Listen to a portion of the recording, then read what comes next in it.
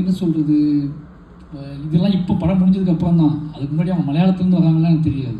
ஓகேவா, நான் ஒரு படம் இப்போ வந்து நான் பெரிய மம்மல் பண்ணும்போது அது ப்ராசஸே வந்து நான் தேடி நடந்த ப்ராசஸ் இல்லை.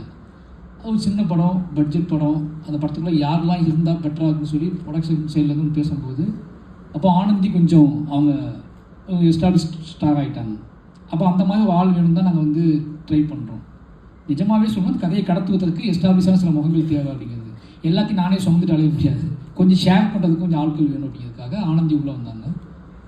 அப்போ அவங்க என்ன எனக்கு நான் ஆனந்தி ரொம்ப நாள் தமிழ் பொண்ணு நினச்சிட்டு இருந்தேன். ஆனந்தின்னு பேர், ஓகேங்களா. அப்போது நான் பார்த்து தான் அவங்க தமிழ் நல்லா பேசினாங்க, என் ஃபோனில் தமிழில் தான் பேசினாங்க. அப்போ தான் தெரிஞ்சேன் எனக்கு வந்து ஹைதராபாத் அப்படின்னு சொல்லி. இப்போ ரெண்டாவது படத்துக்கு நான் கர்ணன் பண்ண போகும்போது நான் நிறைய பேர் தேடணும், நிறைய விஷயம் தேடணும். அப்போ நான் ஜூன் ட்ரெய்லர் எதேச்சியாக பார்த்தேன். எனக்கு அந்த மாதிரி ஒரு ஒரு ஒரு முகம் தேவைப்பட்டுச்சு. அப்போ இன்னொரு திருநெல்வேலி எனக்கு சொந்த ஊர் அப்படிங்கிறனால திருநெல்வேலிக்கும் கேரளாவுக்கும் நான் அடிக்கடி ரெண்டு ஒரே முகசாயல் இருக்குதான் நான் நம்புவேன். இது ஒரு விஷயம். அப்போ ஆக்டிங் ப்ராசஸில் வந்து நமக்கு வந்து எப்போவுமே வந்து நான் நிறைய பேரை எங்கள் கிராமத்து மக்கள் நிறைய பேர் நடிக்கிறாங்க.